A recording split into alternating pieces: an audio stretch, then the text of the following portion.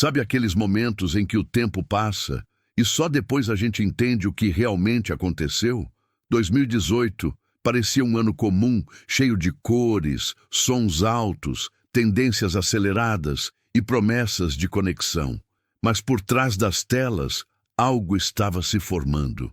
Uma história que só o tempo teria coragem de revelar. Hoje não é só sobre modas, memes ou celebridades. É sobre escolhas feitas para agradar, caminhos tomados sem escutar o silêncio e um conteúdo que nasceu para unir, mas acabou marcando a internet de um jeito que ninguém esperava. Essa é uma história sobre intenção, pressão, erro e aprendizado. Daquelas que doem um pouco, mas ensinam muito.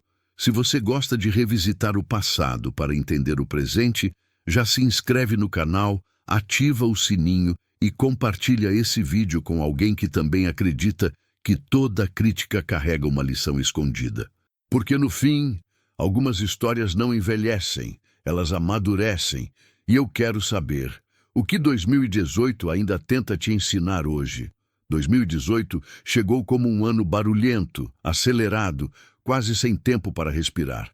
Tudo parecia urgente, tudo precisava ser visto, curtido, compartilhado. As telas nunca dormiam e a sensação era de que, se você piscasse, ficaria para trás. Era o ano em que o agora mandava no amanhã. As pessoas acordavam já rolando o feed, procurando algo que explicasse o mundo em poucos segundos. Tendências nasciam de madrugada e morriam antes do pôr do sol. O riso vinha fácil, mas era curto. Havia uma euforia coletiva, como se todos estivéssemos correndo na mesma direção, sem saber exatamente para onde. Na música, nas redes, nos vídeos, tudo parecia querer gritar mais alto que o outro. Não era só entretenimento, era sobrevivência digital. Criadores sentiam a pressão invisível dos números, enquanto o público aprendia a descartar conteúdos com a mesma rapidez que consumia. Por fora, 2018 parecia leve, colorido, quase infantil, mas por dentro havia um cansaço silencioso se acumulando. Uma fadiga de excesso, de fórmulas repetidas, de tentativas constantes de agradar a todos. Algo começava a ranger por baixo da superfície. Era o ano em que o algoritmo virou bússola emocional. O que dava clique virava verdade. O que não performava desaparecia. E sem perceber, muita gente começou a confundir relevância com valor, alcance com significado. As conversas mudaram. As críticas ficaram mais afiadas. Os dislikes deixaram de ser números e viraram recados. O público já não assistia calado. Ele reagia, julgava, cobrava. E nem todo mundo estava preparado para ouvir. E é nesse cenário cheio de expectativa e tensão que surge a ideia de criar algo para todo mundo, sem imaginar o preço que isso cobraria logo adiante. A ideia parecia simples, quase óbvia. Começar com um rosto conhecido, alguém que todo mundo reconhecesse de imediato. Uma celebridade trazia segurança, como uma luz forte acesa no palco antes mesmo da plateia se acomodar. Era o tipo de escolha que fazia sentido em 2018, quando nomes famosos funcionavam como atalhos para a atenção. Imagina a cena. O vídeo começa. A música sobe levemente e ali está ele. Um ator conhecido, sorriso ensaiado, voz confiante. Ele fala de união, de celebrar o que marcou o ano, de reunir tendências como quem monta um álbum de memórias. Tudo soa correto, polido, talvez até demais. Por trás daquela abertura elegante, havia reuniões longas, ideias sobrepostas e uma pergunta que ninguém dizia em voz alta. Isso ainda parece real, mas o medo de errar falava mais alto. Se um famoso estava ali, pensavam, o público se sentiria representado, acolhido, ouvido. O ator sugeria caminhos, citava modas, apontava referências como quem conduz uma visita guiada pelo ano. Cada palavra parecia calculada para não desagradar. E, curiosamente, foi nesse cuidado excessivo que algo começou a escapar pelos dedos. Para muitos, aquela abertura não emocionou. Soou distante, como ouvir alguém falar de um lugar onde nunca morou. Não havia falha técnica, não havia erro evidente, só uma estranha sensação de que aquilo não vinha do coração. Alguns comentários surgiram tímidos, quase educados demais. Bonito, mas vazio. Bem produzido, porém frio. O público ainda não atacava, apenas estranhava. E esse estranhamento é sempre o primeiro sinal de que algo não encaixou. A celebridade abriu o vídeo com perfeição, mas deixou no ar uma dúvida silenciosa. Será que fama é suficiente para contar uma história que deveria ser de todos? Essa pergunta ecoaria ainda mais forte quando outras referências começassem a aparecer. Quando os jogos entraram na história, a intenção era clara: falar com uma geração inteira sem precisar explicar nada. Em 2018, os games não eram só passatempo, eram ponto de encontro, linguagem comum, palco de batalhas que uniam desconhecidos do mundo todo. Era ali que muitos se sentiam parte de algo maior. As imagens lembravam partidas intensas, quedas de paraquedas, corridas contra o tempo.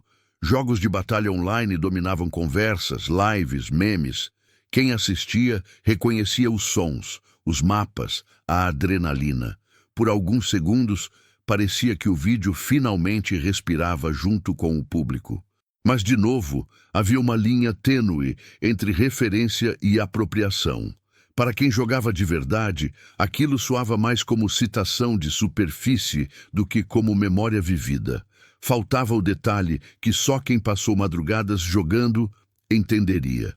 Alguns fãs comentavam lembranças específicas, tentando completar o que não foi dito. Outros percebiam que os jogos apareciam rápido demais, como se fossem itens de uma lista a ser cumprida. Não havia tempo para sentir, só para reconhecer e seguir em frente. A tentativa de agradar gamers de todos os estilos acabou diluindo a emoção. Nada era aprofundado, nada era deixado respirar. Era como assistir aos melhores momentos de um jogo sem nunca pegar o controle. A comunidade gamer, acostumada a ser subestimada, sentiu isso. Não com raiva imediata, mas com aquela ironia silenciosa de quem percebe quando está sendo apenas incluído por conveniência. E enquanto os jogos desapareciam da tela tão rápido quanto surgiram, ficava no ar a sensação de que algo importante estava sendo tratado como acessório. Um sinal de alerta que se tornaria impossível de ignorar nos próximos momentos. Depois dos jogos, vieram os rostos da internet. Criadores que, em 2018, já não eram apenas youtubers ou influenciadores. Eram referência, companhia diária, quase amigos invisíveis para milhões de pessoas. A presença deles prometia proximidade, identificação, verdade. Cada aparição parecia pensada para gerar reconhecimento imediato. Um sorriso rápido, uma frase curta, um gesto característico. O público reconhecia, mas não se sentia chamado para dentro da conversa. Era como ver conhecidos passando por você na rua, sem parar. Alguns criadores pareciam deslocados, como se estivessem ali cumprindo um acordo silencioso. Não era falta de talento, era falta de espaço. Suas vozes surgiam e desapareciam antes de ganhar peso, antes de deixar marca. Os comentários começaram a mudar de tom. Já não eram só estranhamento, eram perguntas. Por que ele está aí? Isso combina com o conteúdo dele? Pela primeira vez, o público sentia que aquelas presenças não estavam contando uma história, estavam preenchendo um quadro. Havia também quem defendesse, lembrando o quanto aqueles criadores significavam para suas próprias jornadas pessoais. Isso tornava tudo mais confuso. Quando se gosta de alguém, é difícil aceitar que nem toda participação é verdadeira. A sensação geral era de excesso. Muitos nomes, pouco silêncio, muitas aparições, pouca conexão.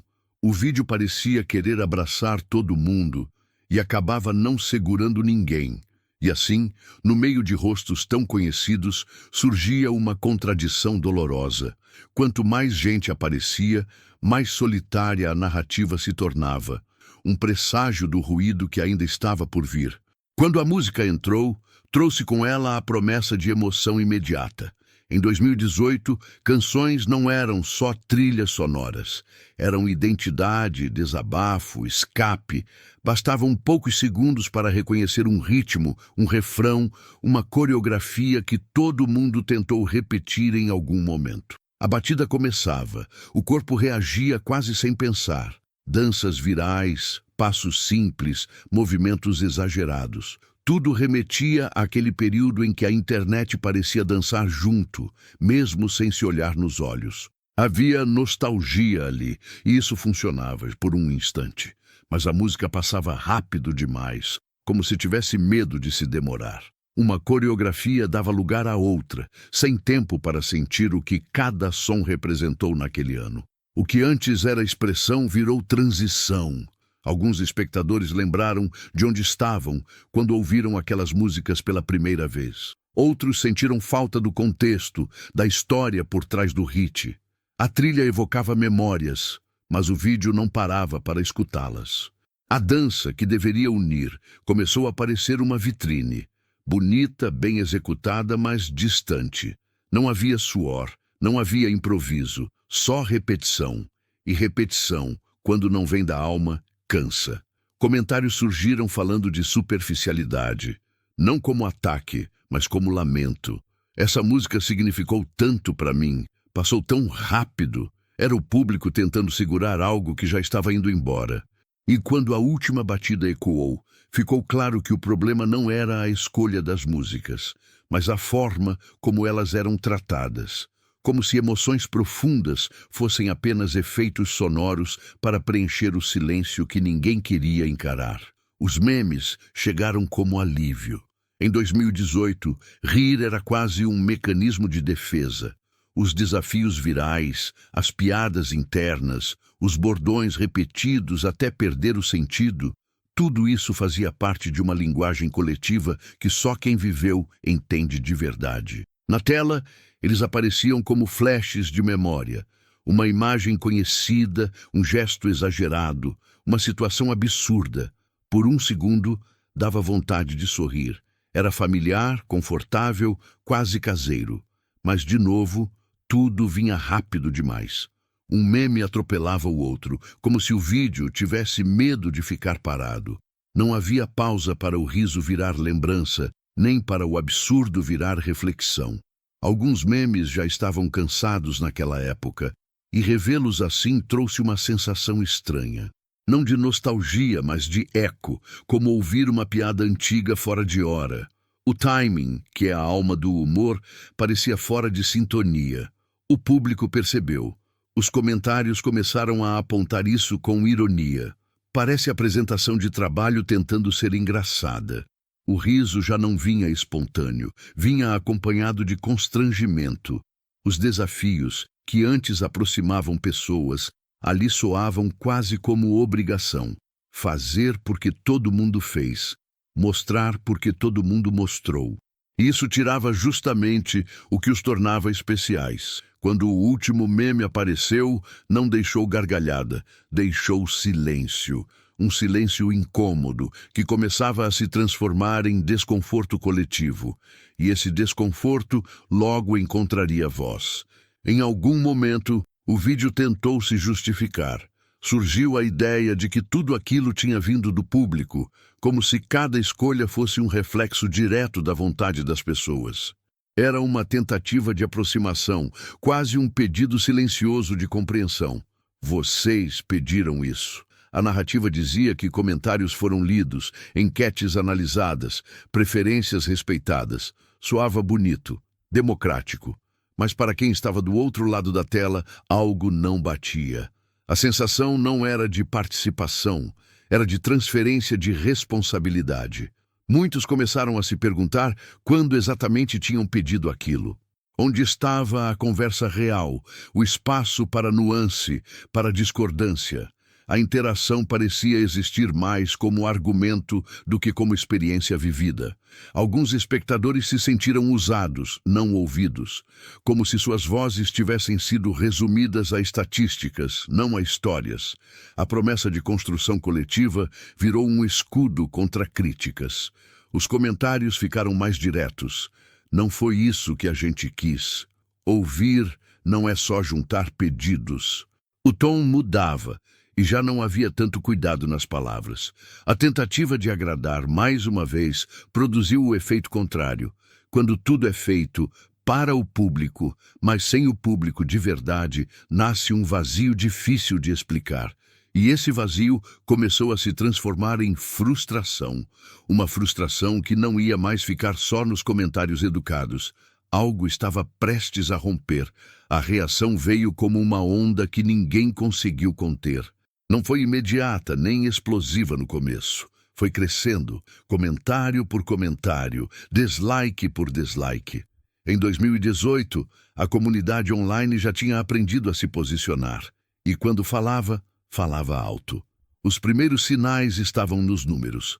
Curtidas que não acompanhavam as visualizações, uma proporção estranha que denunciava desconforto. Depois vieram as palavras, diretas, duras, sem o cuidado de antes. O público já não queria explicar, queria ser ouvido. Muitos comentários falavam de decepção, não de ódio. Esperávamos mais. Isso não nos representa. Havia dor ali, porque a expectativa era alta. Quando algo nasce com a promessa de união e falha, o tom da crítica muda.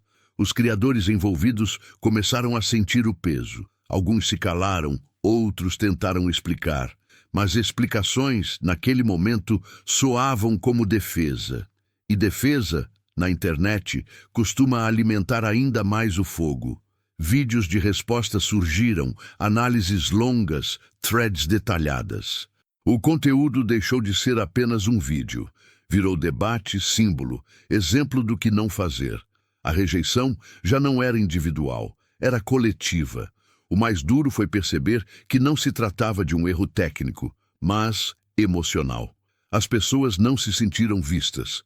E quando alguém não se sente visto, reage com força. Aquela reação negativa não era só sobre aquele conteúdo específico. Era um acúmulo de cansaço, de fórmulas vazias, de tentativas calculadas de agradar. E sem saber, todos ali estavam participando de algo que ficaria marcado na história da plataforma. Com o passar do tempo, aquele conteúdo deixou de... Com a distância que só os anos oferecem, aquela história deixa de ser sobre erro e passa a ser sobre revelação. Revelação de limites, de expectativas irreais, de uma cultura que confundiu volume com profundidade. Em 2018, ninguém tinha todas as respostas. E talvez esse tenha sido o maior equívoco, fingir que tinha. O tempo mostrou que o público não busca perfeição, busca verdade. Não quer ser agradado o tempo todo, quer ser respeitado. Aquela reação coletiva foi menos um ataque e mais um pedido. Nos veja como pessoas, não como números. Também revelou algo sobre quem cria. Criar sob pressão constante machuca, esgota, distancia da essência. Aquele episódio expôs o peso invisível de produzir para milhões sem perder a própria voz. Algo que poucos falam, mas muitos sentem. Hoje essa história funciona como memória e aviso. Um lembrete de que tendências passam, memes envelhecem, números oscilam, mas a sensação de não ser ouvido permanece por muito tempo. Talvez a maior lição seja simples, embora difícil de praticar. Escutar dá mais trabalho do que falar, mas constrói algo que nenhuma estratégia consegue sustentar sozinha. E se essa história ainda provoca reflexão, é porque ela continua viva. Então fica o convite final. Quando você olha para o que consome, cria ou compartilha hoje, está buscando aplauso ou conexão real. Alguém falava sobre erros de leitura do público, sobre desconexão entre intenção e recepção. Ele era citado, não com raiva, mas como alerta. Ele entrou para a memória coletiva como um marco. Um exemplo claro de que números, tendências e nomes famosos não substituem escuta, sensibilidade e verdade. O impacto não estava no fracasso em si, mas no que ele revelou sobre a relação entre criadores e audiência. Muitos passaram a revisitar aquele momento com outros olhos. Sem o calor da reação inicial, dava para enxergar as camadas. A pressão por relevância, o medo de errar, a tentativa desesperada de agradar a todos. Era humano e por isso mesmo tão doloroso. Criadores aprenderam, plataformas observaram. O público também mudou. Houve uma espécie de amadurecimento coletivo, ainda que silencioso. Nem todo aprendizado precisa ser celebrado. Alguns apenas precisam ser lembrados. O tempo fez o que os comentários não conseguiram. Organizou a história.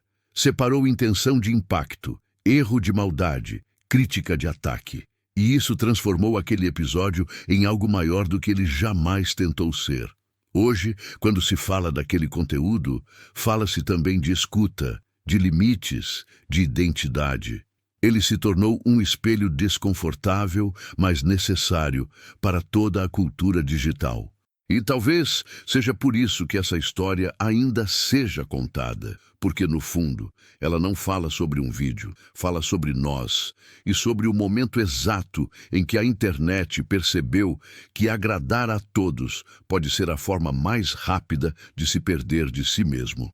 Com a distância que só os anos oferecem, aquela história deixa de ser sobre erro e passa a ser sobre revelação. Revelação de limites, de expectativas irreais, de uma cultura que confundiu volume com profundidade. Em 2018, ninguém tinha todas as respostas.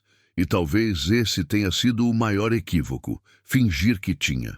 O tempo mostrou que o público não busca perfeição, busca verdade. Não quer ser agradado o tempo todo, quer ser respeitado. Aquela reação coletiva foi menos um ataque e mais um pedido. Nos veja como pessoas, não como números. Também revelou algo sobre quem cria. Criar sob pressão constante machuca, esgota, distância da essência. Aquele episódio expôs o peso invisível de produzir para milhões sem perder a própria voz. Algo que poucos falam, mas muitos sentem. Hoje, essa história funciona como memória e aviso. Um lembrete de que tendências passam, memes envelhecem, números oscilam, mas a sensação de não ser ouvido permanece por muito tempo. Talvez a maior lição seja simples, embora difícil de praticar. Escutar dá mais trabalho do que falar, mas constrói algo que nenhuma estratégia consegue sustentar sozinha. E se essa história ainda provoca reflexão, é porque ela continua viva. Então fica o convite final. Quando você olha para o que consome, cria ou compartilha hoje, está buscando aplauso ou conexão real,